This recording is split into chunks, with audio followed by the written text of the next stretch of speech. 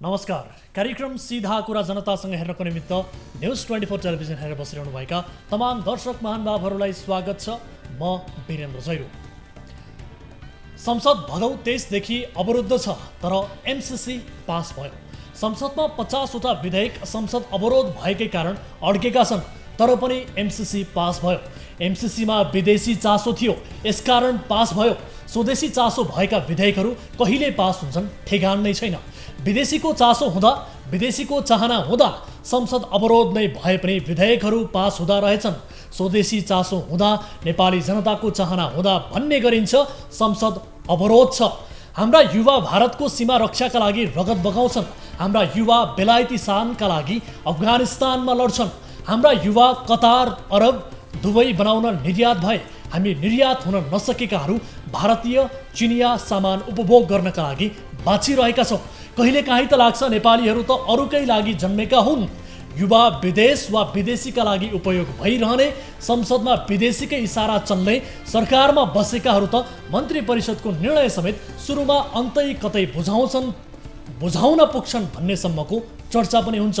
देशका प्राकृतिक स्रोत साधन खुरो विदेशी पोल्चामा पारिन्छ। ससाना कुरामा नेपालका राजनैतिक दलहरू ठुलो कचिङ्गल गर्छन्। हानाहान, कुटाकुट, बन्द, हडताल, नाराबाजी त ससाना मुद्दामा हुन्छन्। विदेशी चासो चाहे जस्तो सुकै होस्, अधिकांश नेताहरू आज्ञाकारी बालबालिका झैँ एक ठाउँमा आउँछन् र लगाउँछन् ल्याप्चे। सुनपिन्छन् नदीनाला। खरबौँको भारतीय उत्पादन नेपालले किनिदिनु पर्ने, नेपाली बिजुली किन्ने ग्यारेन्टी भारतले गर्नु नपर्ने, अनि त्यही मुलुकलाई लुसुक्क तल्लो अरुण किन जिम्मा लगाउनु पर्ने, त्यही मुलुकको जीएमआरका लागि अनन्तकालसम्मका लागि किन म्याद थपिरहनु पर्ने। नेपाल त विदेशीका लागि भद्दा नाच देखाउने थलो नै बन्यो। विदेशीले नेपालमा जे चाहन्छन् त्यो सजिलै पाउँदा रहेछन्। दुर्भाग्य यही भयो कि नेपालमा नेपाली नै उपेक्षित भइ नै सके। नेपाल नेपालीकै लागि कष्टकर बनि नै सक्यो।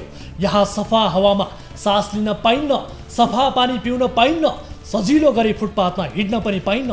बिरामी हुँदा घरबारी सकिन्छ। शिक्षा त व्यापार नै भयो। यो व्यापारमा नेता र मन्त्रीहरूकै ठुलो लगानी छ। दिनभरको कमाइले बेलुकाको छाक नटर्ने गरी भान्सा महँगिएको छ। विदेशी भूमिमा नेपालीको रगत पसिना बग्छ, स्वदेशमा नदी नालामा ढल बग्छ। सरकारी त्यस्तो कुनै अड्डा छैन जहाँ घुस नदी काम बनोस्। नेताहरू पिर्के सलामी र चटकमै व्यस्त छन्। अरू त अरू, बलात्कारका घटनामा समेत मिलापत्र गराउने प्रहरी यही छन्। यी सब वर्षौँदेखि कायम छ। हो, कुनै प्राकृतिक कुरा होइन। राजनीतिक नेतृत्व निकम्मा हुँदा जनताले पाएको शास्ति मात्रै हो। हामीलाई शास्ति दिनेहरूलाई हामी नै प्रत्येक पटक चुनावमा जिताउँछौँ। सायद यही भएर हामी महान नेपाली जनता भएका हौँ। अरू कुरा छोडौँ, देशकै राजधानी काठमाडौँ महानगर सबैभन्दा धनी नगरपालिका, जसले 10 अर्ब त फिक्स डिपोजिटमा राखेर ब्याज मात्रै खान्छ। यस्तो सहरमा एउटा कुनै गल्ली छैन, कुनै सडक छैन, कुनै सार्वजनिक क्षेत्र छैन जहाँ धुलो धुवा कोलाहल नभएको होस्, जहाँ मानिसहरू शान्तसँग बिना मास्क बस्न सकुन्, कुरा गर्न सकुन्। सतीले सरापेको होइन, नेताले बिगारेको देश भएछ हाम्रो मुलुक। स्थानीय तहदेखि केन्द्रको संसदसम्मको ताल, चाल र हाल उस्तै छ। 182 दिन अर्थात् 6 महिनादेखि संसद एमाले अवरुद्ध गरिरहेको छ। यो हदसम्मको अत्याचार किन? जवाफ आउँछ, हाम्रो माग पुरा भएन।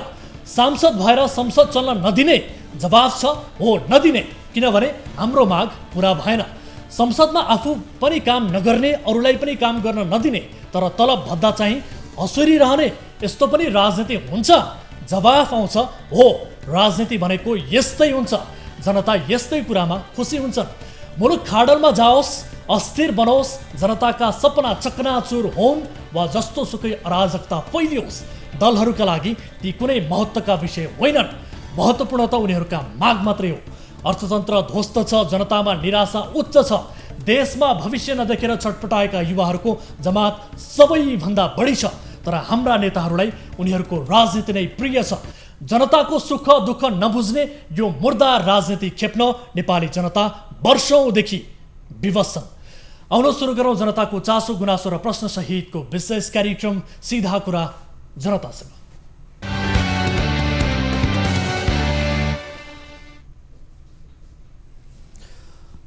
स्वागत छ दर्शक महानुभावहरू। कार्यक्रम सीधा कुरा जनतासँगको नयाँ श्रृङ्खलामा आज पनि हामी उपस्थित भइसकेका छौँ।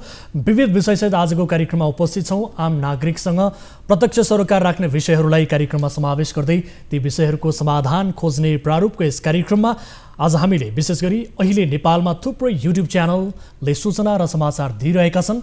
तिनीहरूको नियमनको प्रश्न पनि यति बेला व्यापक रूपमा उठिरहेको छ।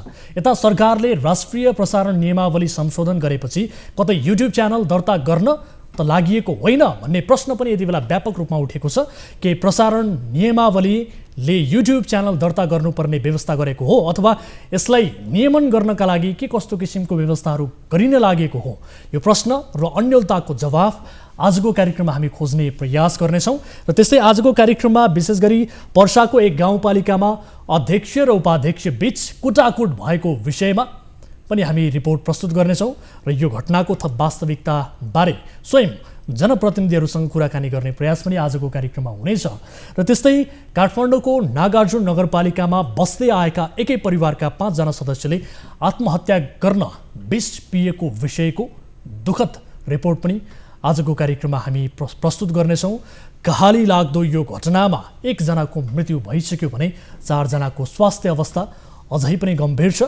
आखिर के कारणले यो परिवार विष पिएर आत्महत्या गर्ने मनसायसम्म पुग्यो, अवस्थासम्म पुग्यो, यस विषयको वास्तविकता आजको कार्यक्रममा हामी देखाउने प्रयास गर्नेछौँ।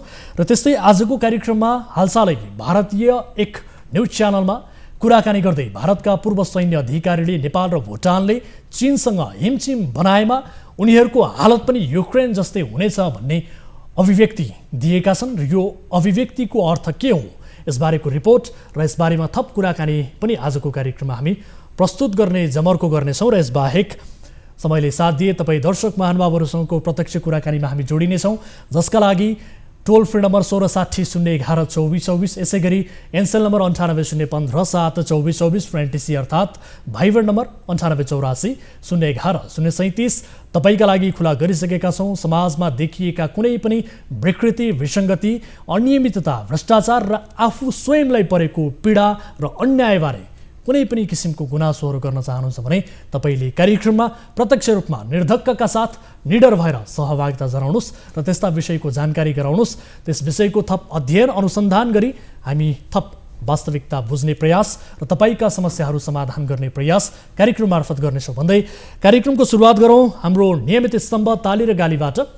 यसअघि हामीले सोधेको प्रश्न थियो, प्रमुख प्रतिपक्ष नेकपा एमाले निरन्तर संसद अवरुद्ध गरिरहनुको अन्तर्य संसद विघटन गरी मुलुकलाई निर्वाचनमा लैजाने रणनीति हो भन्नेले तालीमा र होइन भन्नेले गालीमा भोट गर्नुपर्ने थियो।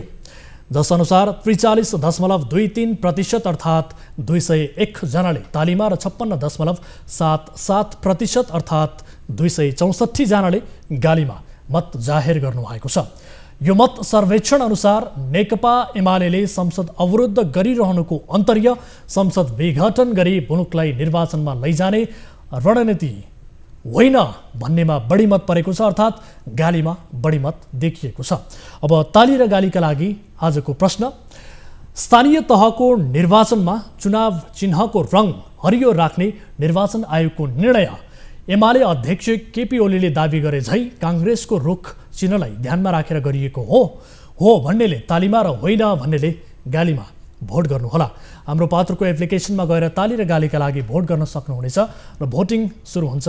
अब आजको पहिलो विषय, फिल्म अभिनेता पल शाह पक्राउ परेपछि कतिपय युट्युब च्यानलहरूले उनी निर्दोष रहेसम्मको समाचारहरू प्रसारण गर्न भ्याए, भन्नसम्म भ्याए।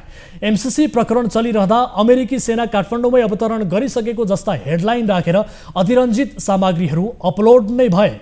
हुँदै नभएका भ्रामक कपोकल्पित सामग्री हेर्ने धेरै सोझासाझा मानिसहरू नराम्ररी अल्मली। कतिपय दर्शक महानुभावहरूले त हामीलाई फोन गरेर पनि सोध्नुभयो कि पल शाह छुट्दैछन् रे। हो, एमसीसी त पास भयो, अब अमेरिकी सेना कहिले आउँछ? यस्ता अनगिन्ती प्रश्नको सामना यसपटक हामीले पनि गर्यौँ। युट्युब र सामाजिक सञ्जालमा फैलाइएका भ्रमकै बीच सरकारले राष्ट्रिय प्रसारण नियमावली संशोधन गर्यो। ठानिएको थियो छाडा युट्युब च्यानलहरू नियन्त्रण गर्न केही प्रावधान राखिएको होला, तर नियमावलीमा युट्युब च्यानलको प्रसङ्गै परेन। यो विशेष रिपोर्ट हेर्नुहोस्। बालिका बलात्कारको आरोपमा फिल्म अभिनेता पल शाह पक्राउपछि पीडित बालिकाको गोप्यता भङ्ग गर्ने, बालिकामाथि मानसिक तनाव थप्ने, प्रहरी अनुसन्धानलाई नै प्रभावित पार्ने र सद्भाव फलुल्याउने गरी यसपटक विभिन्न युट्युब च्यानलहरूले अस्वाभाविक सामग्रीहरू समेत अपलोड गरे। प्रहरी अनुसन्धानमा रहेको मामिलामा युट्युबर, केही अनलाइन र केही टेलिभिजनहरूले समेत मर्यादा नागेर विभिन्न खाले सामग्री सम्प्रेषण गरिरहेको बेला फागुन 19मा सरकारले राष्ट्रिय प्रसारण नियमावलीमा 11औं संशोधन गर्यो। सूचना विभाग, सञ्चार र कानुन मन्त्रालय हुँदै मन्त्री परिषदमा पुग्दा समेत संशोधित नियमावलीबारे कसैले थाहा पाएनन्। मन्त्री परिषदबाट पास भएर राजपत्रमा नियमावली प्रकाशित भएपछि मात्रै सञ्चार क्षेत्रका लागि सरकारले लागू गरेको नयाँ नियमले धेरैको ध्यान तान्यो। पल शाह प्रकरणमा विशेष गरी युट्युबमा देखिएको विकृतिबारे चर्चा चुलिएको बेला सरकारले नियमावली संशोधन गरेको कारण नयाँ नियमले युट्युबरहरूलाई पनि नियममा बाँध्यो कि भन्ने ठानिएको थियो। समेट्नै पर्ने छुट्यो। खराब सामग्री अपलोड गर्नेहरूको हट्न सक्छ मनोबल। सरकारले लागू गरेको नियमावलीमा भ्रामक, अतिरञ्जित वा कसैमाथि हैरानी थोपर्ने सामग्री अपलोड गर्ने युट्युब च्यानलमाथि कसरी नियन्त्रण गर्ने भन्ने प्रावधान छैन। खासमा यो नियमावलीमा युट्युबरहरू समेटिएका छैनन्। नियमावलीले अनलाइन टेलिभिजन सञ्चालन गर्नेले 5 लाख रुपियाँ बुझाएर अनुमति लिनुपर्ने नयाँ प्रावधान राखेको छ। कस्तो टेलिभिजनलाई अनलाइन टेलिभिजन भन्न मिल्ने हो भन्ने परिभाषा नभएका कारण यो प्रावधान पनि अहिले विवादमा परेको छ। नियमित रूपमा भिडियो अपलोड गर्ने सबैले पत्रकारिता गरेको मानिने वा अनलाइन टेलिभिजन सञ्चालन गरेको मानिने भन्ने व्यवस्था गरियो। यसले आम नागरिकको चाहिँ नियमित रूपमा भिडियो अपलोड गर्न पाउने अधिकार समेत कुण्ठित गर्छ। अर्थात् आम नागरिकले भिडियो अपलोड गर्न चाहे भने लाइसेन्स लिनुपर्छ र त्यसको लागि 5 लाख रुपियाँ तिर्नुपर्छ भन्ने खालको गलत अभ्यास र गलत नियत चाहिँ यहाँ देखियो। यो एकदमै सबैभन्दा खतरनाक र आम नागरिकलाई समेत उसले प्रभावित पार्ने देखिन्छ र यो अभिव्यक्ति स्वतन्त्रतालाई कुठाराघात गर्ने देखिन्छ। एउटै अपराधमा सजाय फरक। सूचना विभागमा दर्ता भएर सञ्चालन भएका कुनै युट्युब च्यानलले भ्रामक क्याप्सन राख्ने, उत्तेजना वा अफवाह फैलाउने, सामाजिक सद्भावमा खलल पुर्याउने, पीडितको गोपनीयताको हक हनन गर्ने सामग्री अपलोड गरेमा त्यस्ता च्यानलहरूलाई प्रेस काउन्सिल नेपालले नियमन गर्छ। काउन्सिलले पाएको अधिकार बमोजिम अधिकतम सचेत पत्र पठाउने काम मात्रै हुँदै आएको छ। तर सूचना विभागमा दर्ता नभई यस्तै गलत सामग्री कुनै युट्युब च्यानलले अपलोड गर्छन् भने त्यसलाई प्रहरीले विद्युतीय कारोबार 2063 को बमोजिम मुद्दा दायर गर्दै आएको छ। प्रेस काउन्सिल नेपालले फागुन 20मा जारी गरेको प्रेस विज्ञप्तिको यो अंशमा लेखिएको छ, सूचना तथा प्रसारण विभागमा दर्ता र काउन्सिलमा सूचीकरण नभएका 10 वेब पोर्टलहरूलाई नेपालभित्र सम्प्रेषण हुन नसक्ने व्यवस्थाका लागि नेपाल दूरसञ्चार प्राधिकरणमा पत्राचार भएको छ। कुनै मिडिया अन्तर्गत आबद्ध नभएका 16 युट्युब च्यानललाई अनुसन्धान गरी आवश्यक कारबाही गर्न नेपाल प्रहरी साइबर ब्युरोमा सिफारिस गरिएको छ। विभाग र काउन्सिलमा दर्ता भएकै भरमा धेरै युट्युब च्यानलहरू विद्युतीय कारोबार ऐन बमोजिमको कारबाहीबाट जोगिएका छन्। एकै प्रकृतिको कसुरमा केहीले सचेत पत्र मात्रै पाउने, केहीले हिरासत समय रहेर सरकारी मुद्दा खेप्नुपर्ने यो स्थिति अनौठो देखिन्छ। यसबीच साइबर ब्युरोले केही युट्युबरलाई पक्राउ गरिसकेको छ। संशोधित नियमावलीपछि ओटिटी भिडियो कानुनी दायरामा डिटिएच केबल वा टिभी बाहेक हिजो आज इन्टरनेटबाट वा नेटफ्लिक्स, हटस्टार, अमेजन प्राइम आदि मार्फत पनि शुल्क तिरेर फिल्म वा अन्य सामग्री हेर्न पाइन्छ। यो संशोधित नियमावलीले यस्तो सेवा दिनेहरूलाई कानुनी दायरामा ल्याउने व्यवस्था गरेको छ। ओटिटी भिडियो प्लेटफर्मबाट सामग्री बेच्नेहरूलाई 1 करोड रुपियाँ तिरेर इजाजत दिनुपर्ने भएको छ। यस्ता प्लेटफर्म मार्फत नेपालबाट वार्षिक 6-7 अर्ब रुपियाँ बाहिरिरहेको बताइन्छ।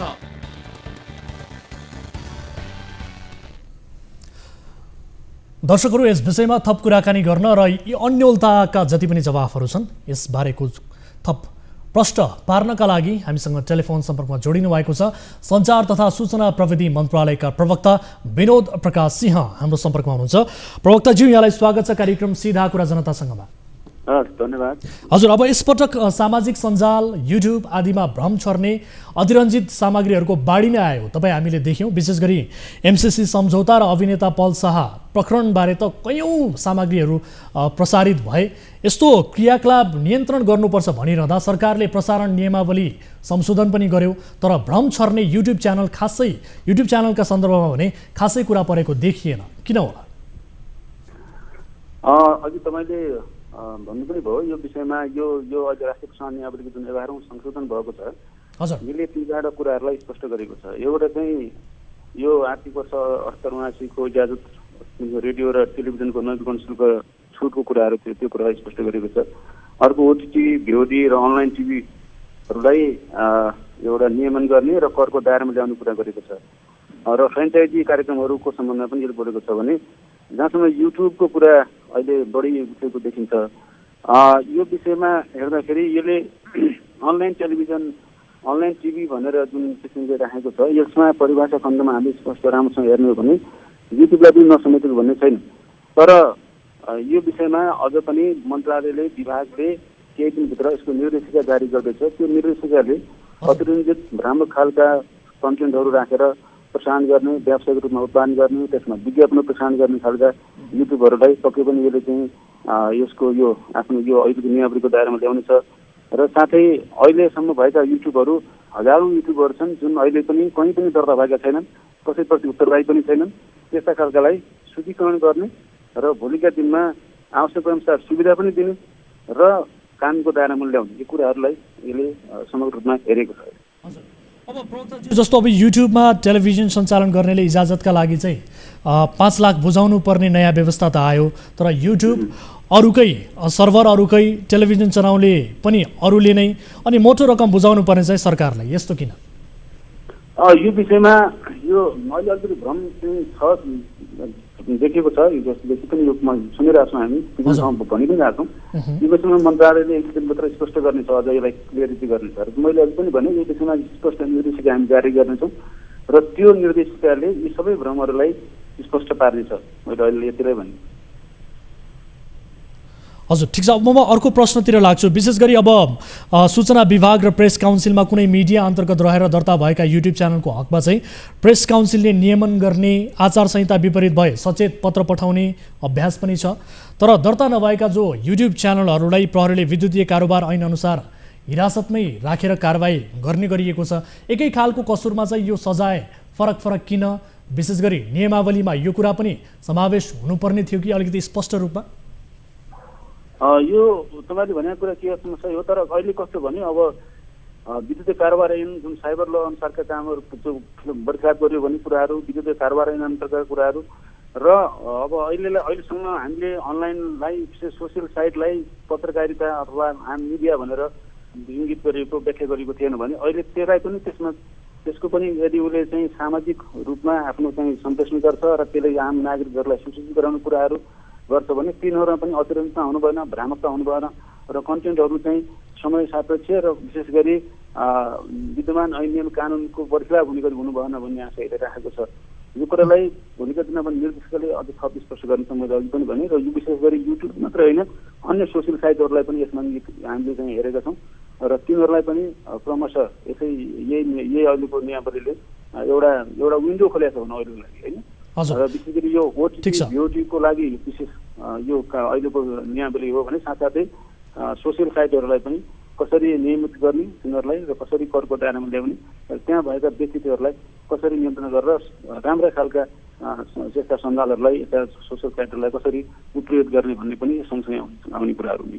ठिक छ प्रवक्ताजी, जस्तो अब युट्युब च्यानलकै कुरा गर्ने हो भने युट्युब च्यानलबाट धेरैले राम्रा सृजनात्मक सामग्रीहरू बनाएर अपलोड पनि गरिरहेका छन्। तपाईँ हामीलाई थाहा छ, सम्भवतः तपाईँ आफैले पनि यस्ता सामग्रीहरू हेर्ने गर्नुभएको होला। त्यस्ता सृजनात्मक काम गर्नेलाई नियमावलीले कसरी छुन्छ, कस्तो प्रभाव पार्छ, यसबारे पनि भनिदिनुहोस् न।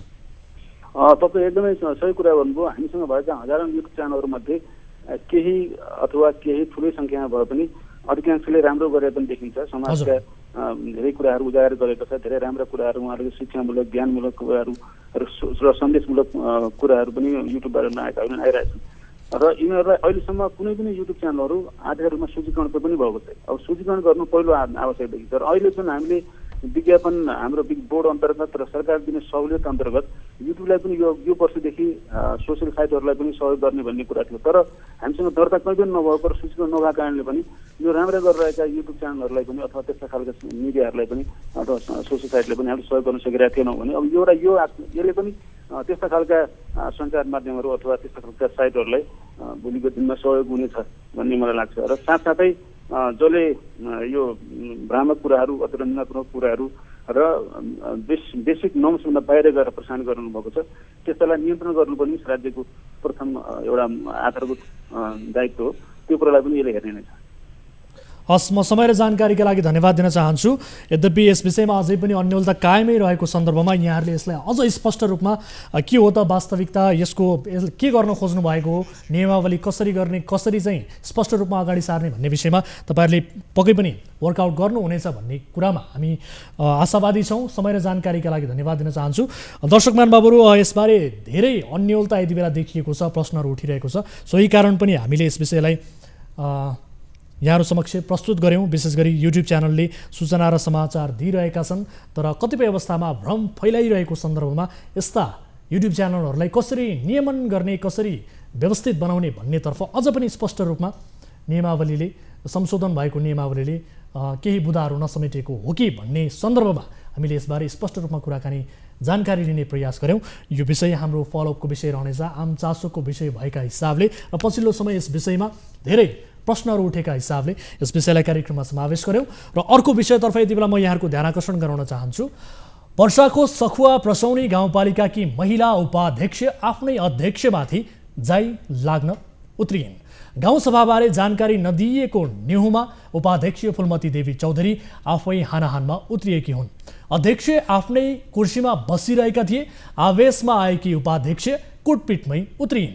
अध्यक्षमाथि उपाध्यक्षको चित्त नबुझ्दा कुटपिट नै भयो। उपाध्यक्षकै कार्यशैलीमा जनताको चित्त बुझेन भने चाहिँ के गर्ने? जनता पनि कुटपिटमै उत्रिने त? अध्यक्ष उपाध्यक्षको यो द्वन्द्वको क्लाइमेक्स कस्तो देखिएको त? पर्साबाट टिभी जर्नलिस्ट हरिशङ्कर शर्माले पठाएको यो विशेष रिपोर्ट हेर्नुहोस्। देश र जनताको सेवा गर्न पठाइएका जनप्रतिनिधि एक आपसमा जुधेपछि उनीहरूबाट के आशा राख्ने? एउटा सानो विषयमा विवाद हुँदा झगडा गर्नेले देशभित्रका जनताको मर्का के बुझ्छन्? सुन्दा पनि लाज। प्रसङ्ग हो पर्साको सखुवा प्रसौनी गाउँपालिकाको। आइतबार दिउँसो गाउँपालिका अध्यक्ष प्रदीप जयसवाल र उपाध्यक्ष फुलमती देवी चौधरी बीच विवाद बढ्दै जाँदा कुटाकुट नै भयो। हामीलाई प्राप्त भएको यो सीसीटीभी फुटेज हेर्नुहोस्।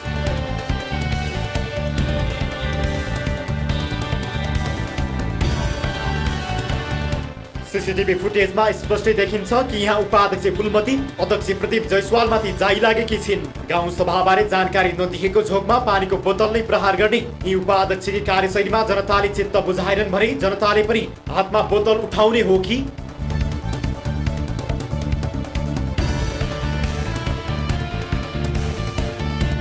उपाध्यक्ष भन्छन् मलाई कोठामा थुनेर कुटियो। उपाध्यक्ष चौधरीले विकास निर्माण र गाउँपालिकाको 8औं गाउँसभाबारे जानकारी माग्दा अध्यक्षसहित वडा अध्यक्षको समूहले हातपात गरेको आरोप लगाएकी छिन्। तर दृश्यले चाहिँ उपाध्यक्ष आफै आवेशमा आएको देखिन्छ। उपाध्यक्ष फुलमतीले आफूलाई अध्यक्षको समूहले कोठामा थुनेर कुटपिट गरेको दाबी गरेकी छिन्। उनले आफूलाई शरीरमा निलडाम बस्ने गरी कुटपिट गरिएको भन्दै कारबाहीका लागि प्रहरीमा उजुरी दिने बताएकी छन्। महिला का कितना तक ने उखाड़ कैले बनी एगो सानवी रेडियो सबने लोन सुन रहे थे। अब बोली एगो सानवी रेडियो में उतना शब्द महिला के उद्धार कर सकता, तू अशब्द बोले में कितना अगाडि बढ़ल। गाउँपालिका अध्यक्ष भन्छन् उपाध्यक्षले नै हातपात गर्नुभयो। यता अध्यक्ष जयसवाल भने उपाध्यक्ष चौधरी लगाएको आरोप मान्न तयार छैनन्। उपाध्यक्षले लगाएको सबै आरोप झुटो भएको उनको ठहर छ। अध्यक्ष जयसवालका अनुसार आफ्नो समूहले उपाध्यक्षमाथि हातपात गरेको नभई उल्टै उपाध्यक्षले पानीको बोतलले प्रहार गरेको बताएका छन्। सोमबार अध्यक्ष जयसवालले पत्रकार सम्मेलन आयोजना गरी आफूमाथि दुर्व्यवहार भएको आरोप लगाएका छन्। सुबह से राजनीति में आओ, सब पहले हमारे वो चाह रहे कि हम निमन काम तू काम करे के सिलसिला में हम काम करते हैं। बड़े आज भी पर्सा जिला में सबसे निमन काम होगा तो सबका पसंद नहीं होगा। 5% पैसा करो भ्रष्टाचारी हम नहीं करते। बहुत लोग संग भ्रष्टाचारी ना बोला चलता, पैसा का होता ओकरा पैसा निकल होता संग संग ओकरा बाद में कहा कि हमार काम शैली से गाउँ सभाबारे आफूलाई जानकारी नदिएको भन्ने विषयमा उपाध्यक्ष फुलमती निकै आवेशमा आएको गाउँपालिकाका कर्मचारीहरूले बताएका छन्। अध्यक्ष जयसवालको कार्यकक्षमै पुगेर पानीको बोतल र चप्पलले समेत हिर्काएको बताइएको छ। हामीलाई प्राप्त भएको सीसीटीभीको यो फुटेजमा उपाध्यक्षले कुटपिट गरेपछि उनलाई त्यहाँ रहेका अन्यले कोठा बाहिर लगेको देखिन्छ। यो फुटेज कुटपिट लगत्तैको हो। केही समय अघि सप्तरीको छिन्नमस्ता गाउँपालिकाका अध्यक्ष र उपाध्यक्ष बीच पनि कुटाकुट भएको थियो। गाउँपालिकाको कार्यपालिका बैठकमा विवाद हात हालहालको स्थितिमा पुगेपछि उपाध्यक्ष उषा कुमारी मण्डलले अध्यक्ष सूर्यनारायण मण्डलको अगाडिका 2 दाँत नै झारिदिएकी थिइन्। पछिल्लो समय पदको दुरुपयोग, आचरण विपरीतका क्रियाकलापमा जनप्रतिनिधिको संलग्नता बढ्न थालेको छ।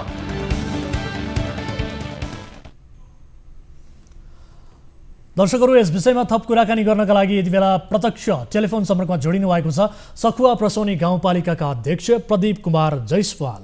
अध्यक्षज्यू, यहाँलाई स्वागत छ कार्यक्रम सीधा कुरा जनतासँगमा। धन्यवाद सर, धन्यवाद। हजुर, अब तपाईँमाथि उपाध्यक्षले बोतल नै प्रहार गर्नुभयो अनि तपाईँले पनि उपाध्यक्षलाई समूह लगाएर कोठामा कुटपिट गर्नुभयो भन्ने किसिमको कुरा आयो। यो घटनाको वास्तविकता के हो? होइन, मैले उहाँलाई उहाँको जिउ अलिकति पनि छुएको छैन, टच गरेको छैन। हजुर, त्यो मैले थोरै सिसी क्यामेरा फुटेज पठाएको छु सरकोमा। उहाँलाई मैले अलिकति पनि छुएको छैन र मेरो कोही मान्छे त्यहाँको स्टाफ पनि उहाँलाई छुएको छैन। उहाँले ममाथि प्रहार गर्नुभयो र मैले महिलामाथि चाहिँ हात उठाउनु एकदम गलत हो, न्यायको विरुद्ध हो। मैले त्यो भएर उहाँलाई कसैले छुएको छैन, म लगायत कसैले छुएको छैन। उहाँले त पत्रकार सम्मेलनमै भन्नुभएको छ। होइन, उहाँले भन्नुभयो होला हामीसँग पुरै के अरे सिसी क्यामेरा त्यो फुटेज छ। उहाँ गाउँपालिकामा पस्नु र गाउँपालिकाबाट बाहिर निस्किँदा समेतको छ हामीसँग। हजुर, उहाँले भनेअनुसार आज पत्रकार सम्मेलनमा भनेअनुसार जुन कोठामा लगेर कुटियो त्यहाँ सीसीटीभी क्यामेरा नै थिएन र त्यसमाथि उहाँको शरीरमा नीलडाम छ, उपचार पनि गर्नुभयो, हस्पिटल पुगेर उपचार गर्नुभएको छ अनि तपाईँहरूले हात हाल्नु भएन उहाँलाई? होइन, हस्पिटलमा जसले पनि गएर भर्ना हुनसक्छ पेसेन्टको लागि। उहाँको रुममा क्यामेरा छैन, ठिक छ, तर उहाँ जुन बाटोबाट उहाँलाई भित्र रुममा राखिएको छ त्यहाँ बाहिरको सबै क्यामेरामा छ। हजुर, उहाँको रुममा कोही पसेको छैन। अब यो गाउँसभाबारे जानकारी नदिएको भनेर उपाध्यक्षले तपाईँमाथि आक्रोश पोख्नु भएको भन्ने बुझिएको छ। चुनाव नजिकै जान्छ त्यति यो लफडा यस्तो हुँदै जान्छ। हजुर, अब यसमा तपाईँले के जानकारी दिनु भएन? अध्यक्षज्यू, मेरो प्रश्न सुन्नु होला। गाउँपालिका अध्यक्षले जानकारी गर्ने होइन, त्यो कर्मचारीको काम हो चिठी पठाउने। कर्मचारीले सबै चिठी पठाएको, सबैलाई चिठी पठाएको थिए। हजुर, उहाँ आउनु भएन र उहाँलाई चाहिँ यो बजेट संशोधन भनेर यो गाउँ के अरे हामीले गाउँसभा गर्न खोजेको थियौँ। उहाँले चाहिँ त्यस्तो विचार गाउँसभा गर्ने विचार थिएन। त्यो भएर उहाँले चाहिँ यो अब फेरि चुनाव आउनु लागेको छ। चुनावमा फेरि उहाँको त्यो बहुमत राम्रो चाहिँ देखिएको छैन, अहिले जनमत उहाँको छैन। त्यो भएर मलाई एउटा सँगै ढङ्गले फसाउने काम मात्रै भएको यो। अनि तपाईँको दोष चाहिँ के थियो त? ठ्याक्कै भन्नुहोस् न, तपाईँको के दोषका कारणले उहाँले तपाईँमाथि आक्रमण गर्नुभयो? पानीको बोतल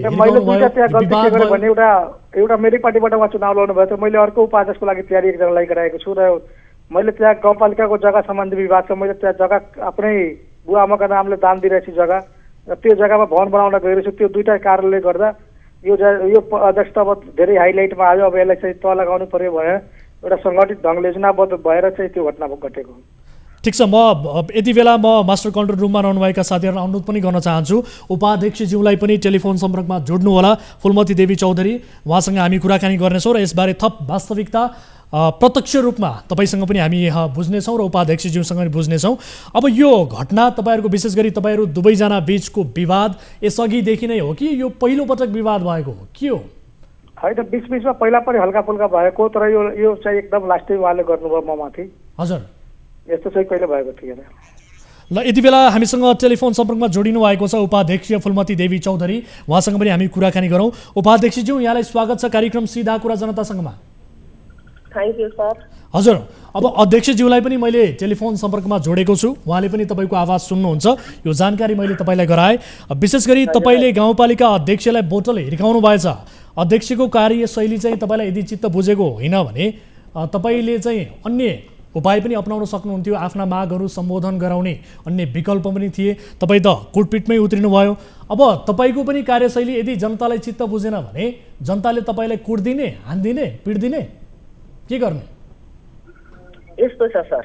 हजुर, उहाँ अब गाउँपालिकाको परिषदको बारेमा उहाँले आफ्नो तरिकाले नियम कानुनले गर्नु पर्थ्यो नि। 7 दिन पहिला चिठी काट्नु पर्थ्यो सबैलाई, अध्यक्ष उपाध्यक्ष लगायत सब सदस्यहरूलाई। हामी 33 जना छौँ, 33 जनालाई चिठी काट्नु पर्थ्यो। उहाँलाई त कसैले चिठी काटेन, उपाध्यक्षलाई पनि बोलाएन। अब उहाँले कहाँ उहाँले कहाँ परिषद गर्नुभयो? उहाँसँगै सोध्नु सर। उपाध्यक्षलाई किन छाटेर तपाईँ परिषद गर्नुभयो? उहाँसँगै सोध्नु। ठिक छ, हामीले सोधेका छौँ, तर विधि प्रक्रिया पुगेन भने, तपाईँका मागहरू सम्बोधन भएन भने त्यसलाई कसरी राख्ने भन्ने ती जायज तरिकाहरू पनि हुन्छ होला नि त। तर तपाईँ त हातपातमै उत्रिनु भयो, कुट्दिहाल्ने। यो त अलि बढी अराजकता भयो कि तपाईँको? अब बोलेर भएन नि सर, कुट्दिनु भयो भनेर। तपाईँले हिर्काउनु भएको छ, हिर्काउनु पाइन्छ। एउटा कुरा सर, उहाँले असभ्य कुरा गर्नुहुन्छ भने के असभ्य कुरा गर्नुभयो भन्नुहोस् न। उहाँले तपाईँको आवाज पनि सुनिरहनु भएको छ, सारा दर्शकले हेरिरहनु भएको छ, तपाईँहरूबारे यति ठुलो प्रश्न उठिरहेको छ। अरू केही म जान्दिनँ। त्यो सानवी रेडियोमा उहाँले महिलाप्रति के भनेछ तपाईँहरू पनि सुन्नुभयो होला। जब सानवी रेडियोमा तपाईँको महिलाको एउटा पनि इज्जत बाँकी छोड्नु भएको छैन। हजुर। त्यसपछि उहाँले मलाई के भन्नुभयो होला त्यति बेला तपाईँ आफै समझ्नु। अध्यक्षज्यू सुन्दै हुनुहुन्छ? म सुन्दैछु सर। त्यसमा के भयो, मैले उहाँलाई कुनै अवसर प्रयोग गरेको छैन। त्यहाँ कम्तीमा मेरो रुममा 10-12 जना हुनुहुन्थ्यो। उहाँको दाई एकजना प्रमोद राई उहाँसँग। अब उहाँले के भन्नुभएको छ भने महिला विरुद्ध तपाईँले अपशब्द बोल्नुभयो, असभ्य रूपमा प्रस्तुत हुनुभयो भनेर भन्नुभएको छ। तपाईँले बोलेको अपशब्द के हो, के गर्नुभएको थियो, के गल्ती गर्नुभएको थियो भन्नुहोस् त। होइन, मैले गल्ती यदि गरेको छ भने तपाईँ म माथि मुद्दा हाल्नुहोस्। तपाईँ सधैँ अब तिहारमा गएर मुद्दा हाल्नुहुन्छ, धेरै मुद्दा चारैतिर गर्नुहुन्छ। हजुर। मैले गल्ती गरेको थिएँ भने तपाईँ गएर मुद्दा हाल्नुहोस् म माथि। हजुर। नत्र मेरो कुरा सुन्नुहोस्, तपाईँ बसेर राम्रोसँग छलफल गर्नुहोस्। एउटा अध्यक्षसँग कसरी कुरा गरिन्छ त्यस्तो मर्यादाक्रम तपाईँ पुर्याउनुहोस् मैले भने। एक्कासी उहाँले बोतलले हिर्काइदिनु, त्यसपछि अरू अभद्र व्यवहार मसँग गर्नुभयो। मैले उहाँको त्यो अलिकति जिउ पनि टच गरेको छैन। सानवीसँग कुरा गर्दै हुन्छ। सानवीसँग मैले के भनेको छु भने एउटा फिल्ममा चाहिँ के हुन्छ भने एउटा महिला रुम अफिसभित्र पस्छिन् र त्यहाँ आफ्नै कपडा आफै च्यात्छिन्, अनि बाहिर चाहिँ सबै सिसी क्यामेराको बाहिर चाहिँ हेरिरहेको हुन्छन्। अनि मलाई बचाउ भनेपछि त्यो पुरै मतलब त्यो सिन ओरिजिनल सिन आइहाल्छ।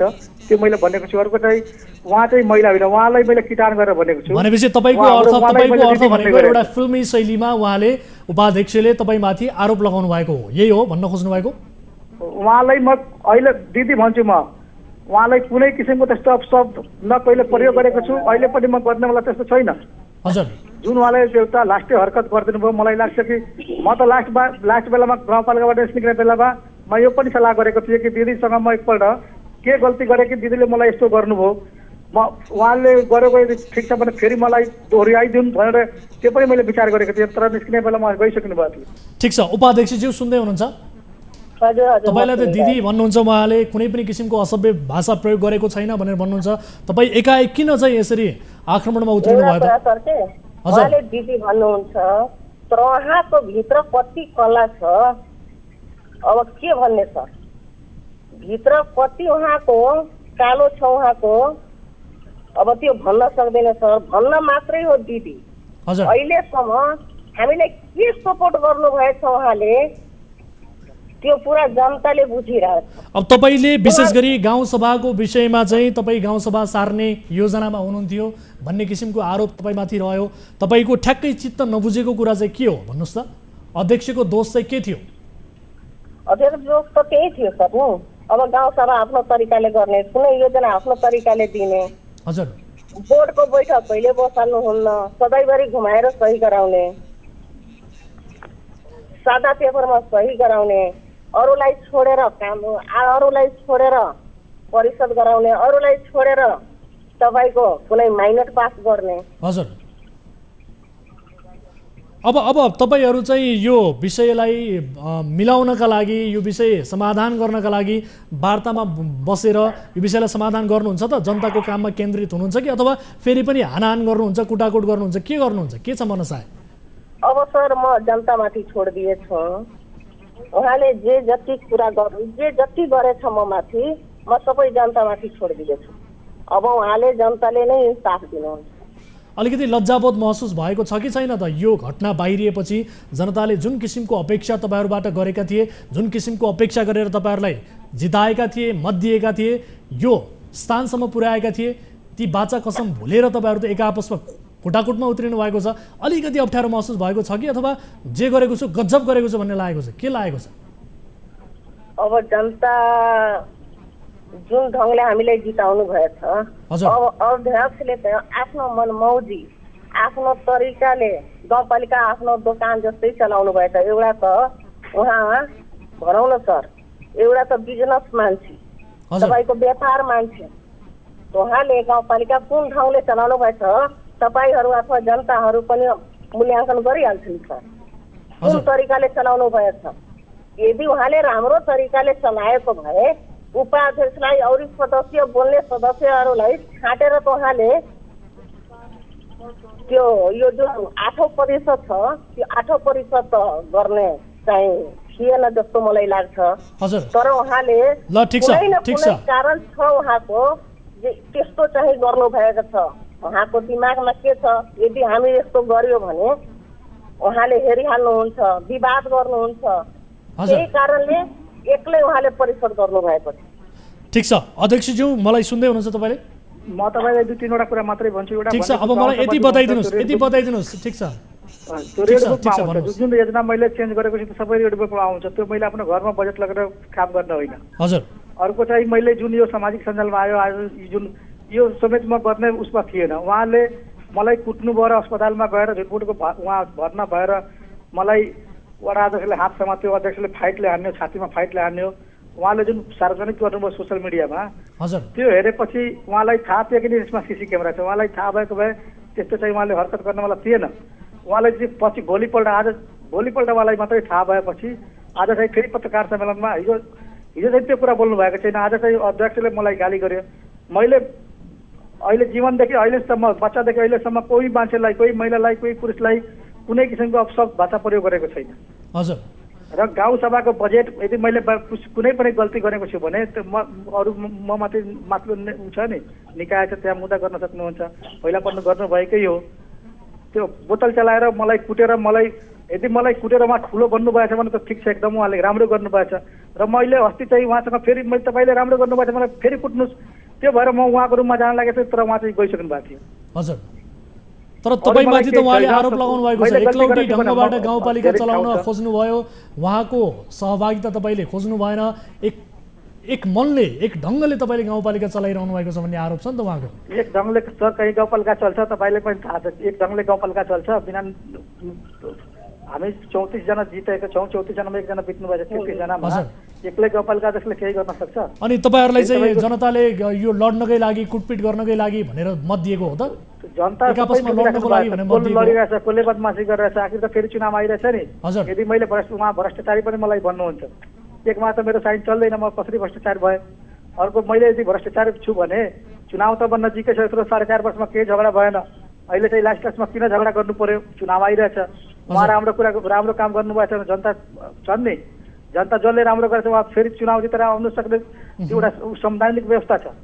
त्यो बोतल चलाएर मलाई कुटेर मलाई मारेर त्यस्तो ठुलो बन्ने होइन नि। ठिक छ अध्यक्षज्यू, अब तपाईँहरूले एकअर्काप्रति आरोप लगाउँदै पत्रकार सम्मेलन नै गर्नुभएको छ, एकअर्काप्रति तपाईँहरूले आरोप लगाइरहनु भएको छ। अब यो विषयको समाधान कसरी हुन्छ र तपाईँहरू चाहिँ अब बाँकी रहेको समय जनताको काममा चाहिँ कसरी केन्द्रित हुने के सोच्नु भएको छ? वार्ता गर्ने कि नगर्ने, मिल्ने कि नमिल्ने? होइन, जनताको काम त हुन्छ, जनताको काम 1 मिनट पनि रुक्दैन। मैले चाहिँ जिल्ला प्रहरी कार्यालयमा निवेदन उजुरी दिएको छु। प्रहरीले चाहिँ उचित छानबिन गर्ला। म न्याय यदि मैले गल्ती गरेछु भने प्रहरीले मलाई कसरी हिरासतमा राखेर हुन्छ कि सुनचेक गरेर हुन्छ कि कसरी हुन्छ, म माथि कारवाही होस्, नत्र यदि उहाँले गल्ती गर्नुभएछ उहाँमाथि कारवाही होस् भन्ने मेरो माग छ। अहिले चाहिँ म वार्तामा बस्ने उसमा छैन। प्रहरीको जिम्मा हामी लगाएको छौँ। प्रहरीले चाहिँ जसले गल्ती गरेछ उसले चाहिँ कारवाही गरेपछि यो चाहिँ कुरा सामान्य हुन्छ। हस्, म समय र जानकारीका लागि अध्यक्षज्यू यहाँलाई पनि धन्यवाद दिन चाहन्छु र उपाध्यक्ष फुलमती देवी चौधरी यहाँलाई पनि धन्यवाद दिन चाहन्छु। दर्शक महानुभावहरू, यस विषयमा हामीले कुराकानी गऱ्यौँ। विशेष गरी यो लफडा विवाद कुटाकुट छोडेर जनताको काममा जनप्रतिनिधिहरू केन्द्रित भइदिएको भए कति राम्रो हुन्थ्यो होला र यसले स्थानीय तहमा कति राम्रो परिणाम दिन्थ्यो होला। तर स्थानीय तहका जनप्रतिनिधिहरू एकपछि अर्को गर्दै विवादमा मुछिँदै आएका छन्। पदको दुरुपयोग, आचरण विपरीतका क्रियाकलाप, आर्थिक लेनदेन लगायतका कार्यमा संलग्न भएकै कारण जनप्रतिनिधिहरू बदनाम भइरहेका छन् र त्यसमाथि शक्ति र अधिकारको विषयलाई लिएर देशभरका स्थानीय तहमा नगरका मेयर, उपमेयर र त्यस्तै गाउँपालिकाका अध्यक्ष र उपाध्यक्ष बीच विवाद छ। धेरै स्थानीय तहमा यही विवादका कारण विकास योजनाका काममा असर परेको छ। विकास योजनाका कामहरू अलपत्र परेका छन्। विशेष गरी मेयर, उपमेयर, अध्यक्ष, उपाध्यक्ष बीच बोलचाल नै नभएका घटनाहरू कैयौँ छन् र कुटाकुट भएका घटनाहरू पनि एकपछि अर्को गर्दै बाहिर आइरहेका छन्। तर जनता भने विकास हुन्छ कि भन्ने किसिमको अपेक्षा लिएर यी जनतालाई पटक पटक, यी जनप्रतिनिधिहरूलाई पटक पटक मत दिँदै आफ्नो उम्मेदवार जनप्रतिनिधि बनाउँदै आएका छन्। र यस विषयमा अब आउने चुनावमा चाहिँ यस्ता व्यक्तिहरूलाई जसले विकास निर्माणका काममा पटक्कै ध्यान दिएको छैन, यस्ता व्यक्तिहरूलाई चिनेर मत दिनका लागि जनतालाई पक्कै पनि सहज हुनेछ र उहाँहरूले आफ्नो बुद्धि विवेक पुर्याउनु हुनेछ भन्ने किसिमको अपेक्षा हामी गर्दछौँ र यति भन्दै पालो भएको छ ब्रेक पछाडि अन्य विविध विषयहरूसहित उपस्थित हुनेछौँ। यहाँहरू हेरिरहनु भएको छ कार्यक्रम सीधा कुरा जनतासँग मात्र न्युज 24 टेलिभिजनमा। ब्रेकपछि स्वागत छ दर्शक महानुभावहरू कार्यक्रम सीधा कुरा जनतासँगमा। अब अर्को विषय, हामी नेपालीले सम्पूर्ण तथ्य प्रमाण अगाडि राखेर कालापानी नेपाली भाग हो भन्दा भारततिरबाट जवाफ आउँछ। चीनले उक्साएर नेपालले यस्तो बोल्दैछ, कालापानी क्षेत्रमै पुगेर भारतीयहरू आफ्ना क्रियाकलाप गर्छन्। 60 वर्षदेखि त भारतीय सैनिक नै बसिरहेका छन्, लिपुलेखसम्म जाने सडक नै बनाइरहेका छन्। यस्ता कुरामा बोल्न नेपाललाई बडो गाह्रो हुन्छ। तुइन काटेर नेपालीलाई महाकाली नदीमा खसाल्दा समेत हाम्रो देशको सरकार बोल्न नपरे हुन्थ्यो जस्तो गर्छ। तर इजरायलमा मानव अधिकार हननको कुरा आयो भने, सिरियामा बम खस्यो भने, युक्रेन रुस युद्ध भयो भने भोट हाल्न नेपाल निकै अगाडि छ। नेपालको यही उल्टो शैली थाहा पाएर होला भारतमा नेपाल चीनतिर ढल्कियो भने युक्रेनको हालतमा पुर्याउनु पर्छ भन्ने बहस चल्छ। यो विशेष रिपोर्ट हेरौँ। नेटो वा वार्सपेक्ट मध्ये कुनै पनि क्याम्पमा नजाने भनेर असंलग्नताको नीति अंगीकार गर्दै आएको नेपालले यसपटक अमेरिकी लाइन समाउँदै रुसको विपक्षमा उभियो। युक्रेनमाथि रुसले गरेको हमला विरुद्ध भारत र चीन उभिएनन्, तर नेपाल उभियो। भारतको सुरक्षा रुसमा निर्भर रहेको छ भन्ने गरिन्छ। भारतले उपयोग गर्ने अधिकांश हतियार रुसमा बनेका छन्, यही कारण पनि भारत रुसको विपक्षमा गएन। चीनले पनि तटस्थताको नीति लियो, तर नेपालले मान्दै आएको तटस्थता यसपटक देखिएन। कतिपय कूटनीतिक मामिला जानकारहरूले नेपालको यो नीतिलाई उत्ताउलो भन्ने टिप्पणी गरेका छन्। नेपालले अन्तर्राष्ट्रिय मामिलामा कुनै प्रकारको अडान राख्दा भारतमा चाहिँ नेपाल चीनतिर ढल्केको भन्ने विषयमा बहस सुरु भइहाल्छ। हालसालै भारतीय न्युज च्यानल आज तकमा कुराकानी गर्दै भारतका पूर्व सैन्य अधिकारी विशम्बर दयालले भने, नेपाल र भुटानले चीनसँग हिमचिम बनाएमा उनीहरूको हालत पनि युक्रेन जस्तै हुनेछ। हेर्नुहोस् यो फुटेज। ये एक यूक्रेन की और रशिया की एक भाईचारा था जिसमें उन्होंने छोड़ दिए थे, लेकिन यूक्रेन को उसके बाद पाला नहीं बदलना चाहिए ना। आप एक पाले में बैठे साहब, मैं ये बात स्पष्ट कहता हूँ यहाँ से साहब, ये मैं मैसेज भी देता हूँ कई बार, मैं भूटान को मैसेज देता हूँ, नेपाल को मैसेज देता हूँ। सुनो, हम 70 साल से आपको सब कुछ दे रहे, पाला मत बदल के चले जाना चाइना में, नहीं आपका यही हाल होगा। नेपालले आफ्नो सार्वभौम अधिकारको प्रयोग गर्दा पनि भारतमा चीनको इसारामा भइरहेको अर्थ लगाउने गरिन्छ। 2077 जेठ 7 मा नेपालको संसदले कालापानी क्षेत्र समेटेर नयाँ राजनीतिक नक्सा पास गर्दा भारतका स्थल सेना अध्यक्ष मनोज मुकुन्द नरवणेले चीनको उपसाहमा नेपालले भारतीय भूमि समेटेर नक्सा जारी गरेको प्रतिक्रिया दिएका थिए। पछि उनले चीनको उपसाहमा भन्नु गलत भएको स्वीकार गरेका थिए। नयाँ नक्सा प्रकरणमा भारतीय जनता पार्टीका नेता विजय जोलीले पनि चीनको उपसाहमा नेपालले नयाँ नक्सा जारी गरेको दाबी गरेका थिए भने नेपाल मामिला जानकार भनेर चिनिने भारतीय प्रोफेसर एसटी मुनिले नेपालले उत्तेजनामा आएर नयाँ नक्सा जारी गरेको भन्ने टिप्पणी गरेका थिए। नेपालबारे भारतीय मिडिया, भारतीय समाजमा चर्चा हुँदा नेपाल हालसम्म भारततिरै ढल्केको भन्ने ठानिन्छ। भारतको प्रभावका कारण भुटानले तिब्बतसँग सीमा जोडिँदा समेत चीनसँग औपचारिक सम्बन्ध गाँच्न सकेको छैन। भारतको स्वीकृति बिना चीनसँग एकपटक केही थान बस सहयोगका रूपमा लिँदा भुटानको सरकार नै ढलेको थियो। भारतीय विज्ञ, कूटनीतिज्ञ र सुरक्षा अधिकारीहरूमा नेपाल चीनतिर ढल्किन्छ कि भन्ने चिन्ता बढी देखिन्छ। यही कारण नेपालका लागि चिनिया राजदूत हौ यान्छेको नाम तत्कालीन प्रधानमन्त्री केपी शर्मा ओलीसँग जोडेर केही अघि भारतीय मिडियाले भद्दा स्टोरी बनाएका थिए। नेपालमा चीनको सामान्य क्रियाकलाप पनि भारतीय मिडिया, राजनीतिक पार्टी र केही विज्ञहरूका लागि ठूलो मसला बन्ने गरेको छ। दर्शकहरू, यस विषयमा थप कुराकानी गर्नका लागि यति बेला टेलिफोन सम्पर्कमा जोडिनु भएको छ चीनका लागि पूर्व राजदूत टङ्क कार्की। उहाँ हाम्रो सम्पर्कमा हुनुहुन्छ। उहाँसँग यसबारेको थप कुराकानी हामी गर्ने प्रयास गरिरहेका छौँ। उहाँ सम्पर्कमा जोडिनु भएको बारे मलाई जानकारी प्राप्त भएको छ। कार्की सर, यहाँलाई स्वागत छ कार्यक्रम सीधा कुरा जनतासँगमा। धन्यवाद। हजुर, अब भारत र चीन तटस्थ बस्दा राष्ट्रसङ्घमा नेपाल युक्रेनको पक्षमा उभियो। नेपालको यो स्ट्यान्डको दीर्घकालीन प्रभावहरू के हुन सक्लान्? त्यसमाथि भारत र चीनको तटस्थताको जुन यो रहस्य छ यो के हुन सक्छ? एउटा त विश्व घटनाक्रमहरू जसरी घटिरहेका छन्, हाम्रो अहिलेदेखि होइन धेरै अघिदेखि नेपालको पोजिसन के हो भने यस्ता महत्त्वपूर्ण इस्युजमा तिनीहरूको गुण दोषलाई हेरेर हेर्नुपर्छ, नहेर्ने होइन। तर त्यति गर्दा गर्दै पनि हामी मूलत यदि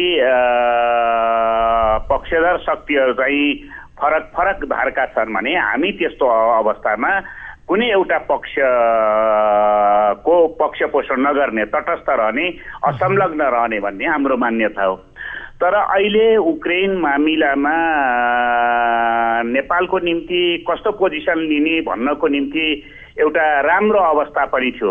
जतिखेर चीन, भारत जस्ता हाम्रा हैन इमिडिएट नेबरहरू जसका बिचमा हामी छौँ, त्यस्ता ठुला शक्तिशाली राष्ट्रहरू समेत तटस्थ रहेको अवस्थामा नेपालले एउटा पक्षमा उभिदिनाले एउटा आशंका के बढिरहेको छ भने नेपाल कतै त्यो परम्परागत हाम्रो असंलग्नताका आदर्शमा, तटस्थताका मूल्यमा नेपाल त्यहाँबाट विचलन भएको र एउटा पक्षको साथ लिन खोजेको त होइन भन्ने आशंकाहरू बढेका छन्, जुन आशंका अस्वाभाविक होइन।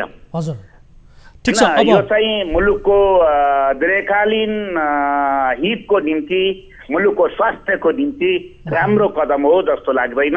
यो उत्ताउलो एउटा निर्णय हो। हुन के पनि सक्छ भन्दाखेरि हामीले भर्खरै एमसीसी पास गरेका छौँ। त्यो एमसीसी को प्रकारान्तर दबाव पनि हुन सक्छ यसमा।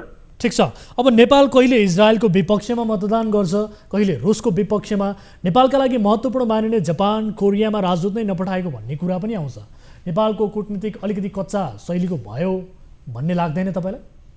अब एउटा के छ भन्नुहुन्छ भने हामी कहाँ अहिले पनि हाम्रो नेपाली राजनीतिको निर्णयकर्ताहरू जो निर्णय चाहिँ आफ्नो हातमा लिएर बसेका छन्, निर्णय शक्ति चाहिँ उनीहरूमा अहिले पनि कता कता त्यो पुरानो शीत युद्धका मूल्यबाट पिन्न नछुटाइरहेको त्यसको प्रभाव पनि हुन सक्दछ।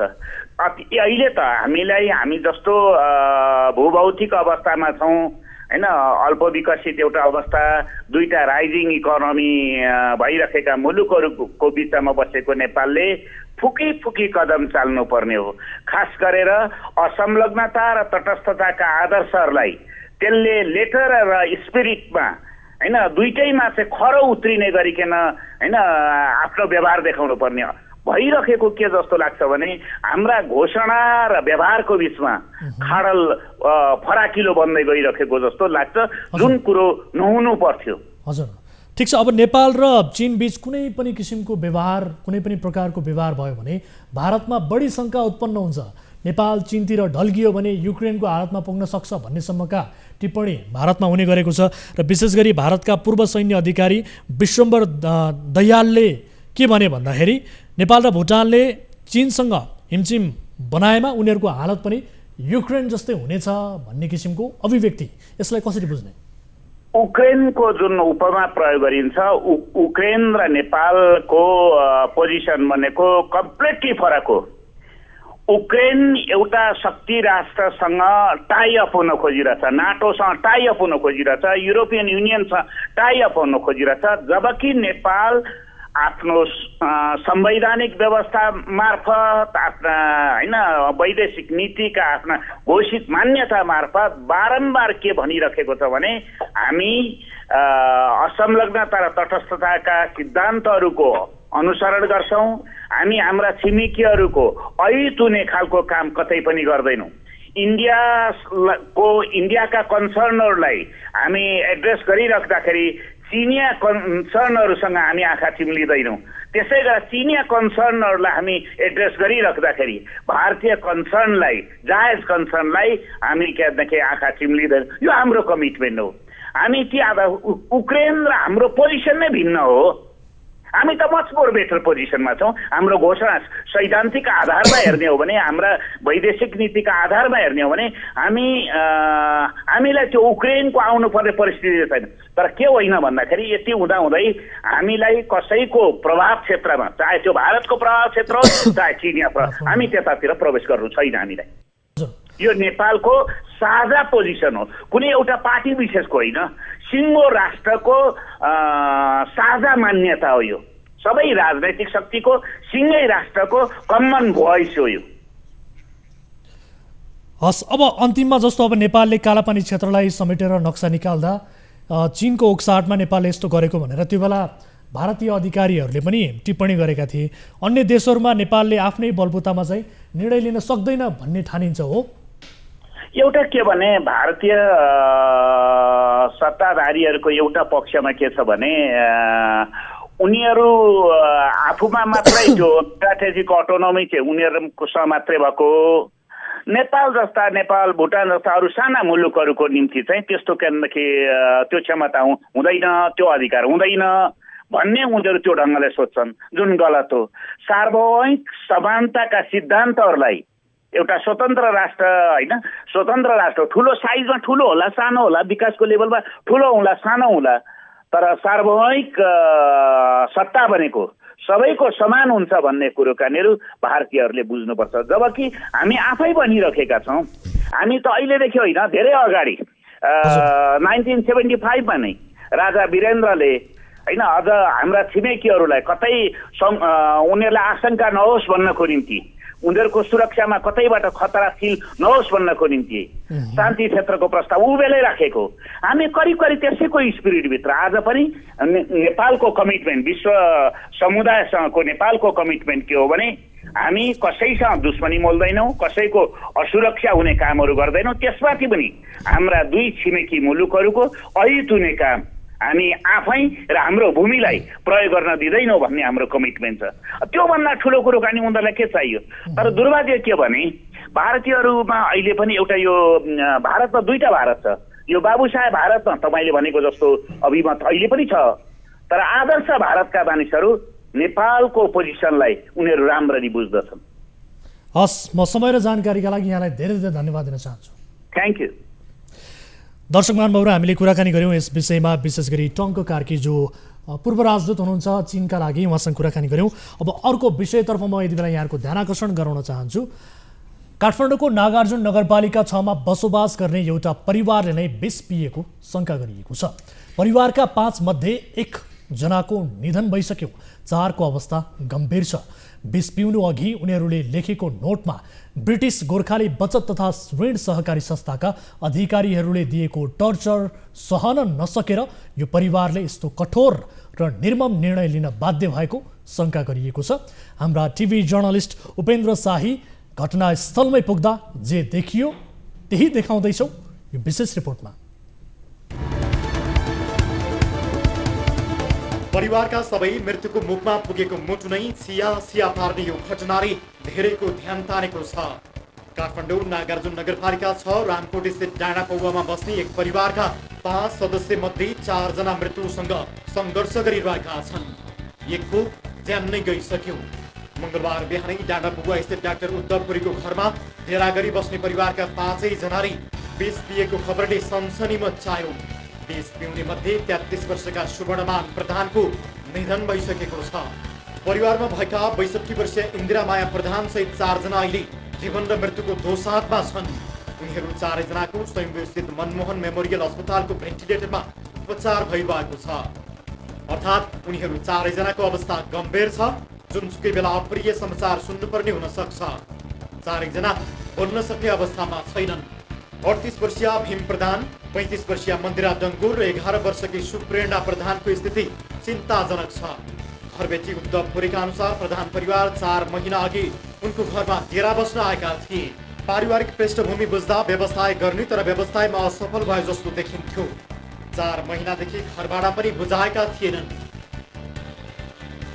फाइनान्सको कुरो अनि त्यो कोरोना हुँदाखेरि मनमोहन हस्पिटलमा उपचार गर्दाखेरि धेरै पैसा खर्च भएको कुरो र अनि आर्थिक रूपमा चाहिँ हामी धाराशायी भएको भन्ने कुराहरू लेख्या छ अरे। अनि केही व्यक्तिहरूको नाम लेख्या छ अरे जो फाइनान्ससँग रिलेटेड मान्छेहरू अथवा अरू कोको नाम पनि 1-2 जनाको छ अरे। यस्तो दुःखद अवस्थामा किन पुग्यो प्रधान परिवार? घटनास्थलमा विषका बट्टाहरू भेटिएका कारण यो सामूहिक रूपमै ज्यान फाल्न खोजिएको हो कि जस्तो देखिन्छ। घटनाका सम्बन्धमा प्रहरीले अनुसन्धान गरिरहेको छ। व्यवसायमा असफलता र सहकारीबाट लिएको ऋण अनि सहकारीले दिएको टर्चर सहन नसकेर 11 वर्षकी बालिका सहित सपरिवारले विष पिएको हो कि भन्ने शङ्का गरिएको छ। सिकिस्त भएकी मध्ये मन्दिरा प्रधानले काम गर्ने ब्रिटिस गोर्खाली बचत तथा ऋण सहकारी संस्थामा खटपट भएको थियो। मन्दिराले राखेको हिसाबमा तलमाथि भएपछि सहकारीका माथिल्लो तहका कर्मचारीहरूले विभिन्न मुद्दा लगाइदिन्छौँ भन्दै धम्काएको उनीहरूले छाडेको नोटमा उल्लेख छ। घटनास्थलमा भेटिएको नोटमा प्रधान परिवारले हामी संयुक्त रूपमा बिदा हुँदैछौँ भन्ने वाक्य सहितको सन्देश लेखेका छन्। आर्थिक तनावका कारण परिवारका केही सदस्यमा मानसिक समस्या उत्पन्न भएको बताइएको छ। नागार्जुनको यो घटनासँग केही मिल्दो घटना आइतबार राति ललितपुरको कुञ्जुसोम गाउँपालिकामा पनि भएको थियो। एकै परिवारका 5 सदस्य मृत अवस्थामा फेला परेका थिए। मृत्यु हुनेहरूमा 55 वर्षकी काइले स्याङथान, 9 वर्षका आशिष स्याङथान, 23 वर्षकी सुषमा स्याङथान, 7 वर्षकी आसमा स्याङथान छन्। कोठामा धुवा भरिएका कारण उनीहरू सबैको निसासिएर मृत्यु भएको अनुमान गरिएको छ।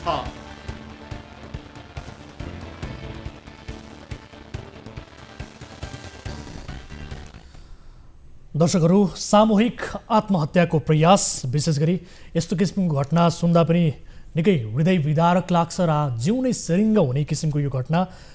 यति बेला यस्तै घटनाहरू समाजमा बढिरहेका छन् र बाँच्न कठिन हुने परिस्थिति यो किन निर्माण हुँदैछ, यो प्रश्न बडो जटिल प्रश्न छ र यसै विषयमा केन्द्रित रहेर हामी कुराकानी गर्ने प्रयासमा थियौँ, तर समय अभावले कुराकानी गर्न सकेनौँ। हामीले टेलिफोन सम्पर्कमा जोड्ने प्रयास गरेका थियौँ महानगरीय प्रहरी परिसरका प्रवक्ता दिनेश राज मैनाली, उहाँसँग कुराकानी गर्न सकेनौँ।